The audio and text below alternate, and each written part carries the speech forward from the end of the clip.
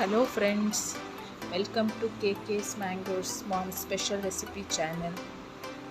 ಇವತ್ತಿನ ನಮ್ಮ ಚಾನಲಲ್ಲಿ ಚಿಕನ್ ಬಾಫತ್ ಹೇಗೆ ಮಾಡೋದು ಅಂತ ಬನ್ನಿ ನೋಡೋಣ. ಈ ವಿಡಿಯೋ ನಿಮಗೆ ಲೈಕ್ ಆಗಿದ್ದಲ್ಲಿ ಈ ವಿಡಿಯೋನ ಲೈಕ್ ಮಾಡಿ, ಶೇರ್ ಮಾಡಿ ಮತ್ತು ನಮ್ಮ ಚಾನಲನ್ನು ಸಬ್ಸ್ಕ್ರೈಬ್ ಮಾಡಿ.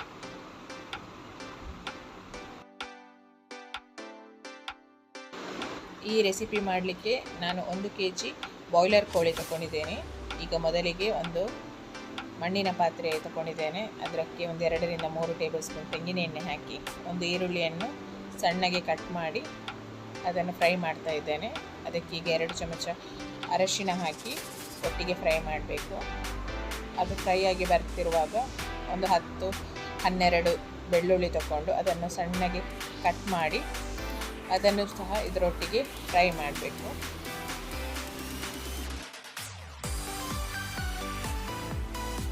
ಇದು ಫ್ರೈ ಆದಮೇಲೆ ಒಂದು 2 ಟೊಮೆಟೊ ಮತ್ತು ಒಂದು 4 ಕಾಯಿ ಮೆಣಸು ಕಟ್ ಮಾಡಿ ಇದನ್ನು ಕೂಡ ಎಣ್ಣೆಯಲ್ಲಿ ಫ್ರೈ ಮಾಡಬೇಕು.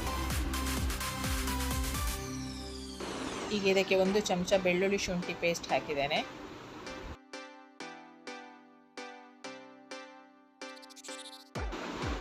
ಇದು ಎಲ್ಲ ಫ್ರೈ ಆಗುವಾಗ ಇದಕ್ಕೆ ಸ್ವಲ್ಪ ಉಪ್ಪು ತಗೊಂಡಿದ್ದೇನೆ. ನಾನಿಲ್ಲಿ ಕಲ್ಲುಪ್ಪು ತಗೊಂಡಿದ್ದೇನೆ. ಈಗೆಲ್ಲ ಮಿಕ್ಸ್ ಮಾಡಿ ಸ್ವಲ್ಪ ಇದನ್ನು ಬೇಯಲಿಕ್ಕೆ ಬಿಡಬೇಕು. ಇದು ಸ್ವಲ್ಪ ಬೆಂದ ನಂತರ ಇದಕ್ಕೆ ಕ್ಲೀನ್ ಮಾಡಿದ ಚಿಕನನ್ನು ಹಾಕಿ ಮಿಕ್ಸ್ ಮಾಡಬೇಕು.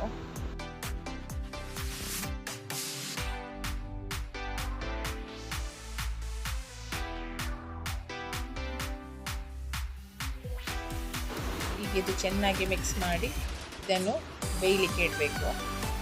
ಇದು ಜಾಸ್ತಿ ಹೊತ್ತು ಬೇಯೋದು ಬೇಡ. ಇದು ಬಾಯ್ಲರ್ ಕೋಳಿ ಆಗಿರೋದ್ರಿಂದ ಬೇಗನೆ ಬೇಯ್ತದೆ.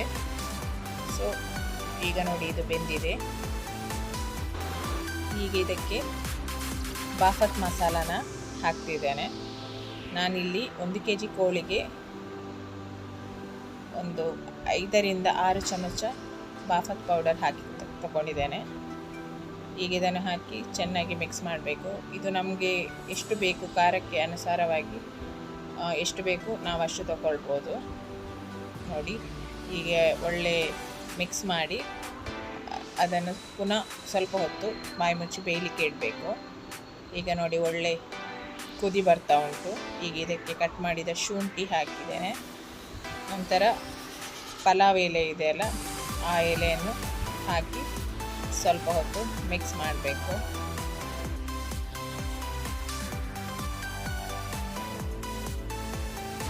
ಇದಕ್ಕೆ ಈಗ ಸ್ವಲ್ಪ ಹುಣಸೆ ರಸ ಹಾಕಿದ್ದೇನೆ.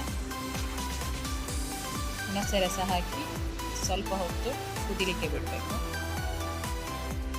ನೋಡಿ ಈಗ ಇದು ರೆಡಿಯಾಗಿದೆ. ಈಗ ಇದಕ್ಕೆ ಸ್ವಲ್ಪ ಕೊತ್ತಂಬರಿ ಸೊಪ್ಪು ಹಾಕ್ತಿದ್ದೇನೆ. ನೋಡಿ ಈಗ ರುಚಿಯಾದ ಸ್ಪೈಸಿಯಾದ ಚಿಕನ್ ಬಾಫತ್ ರೆಡಿಯಾಗಿದೆ.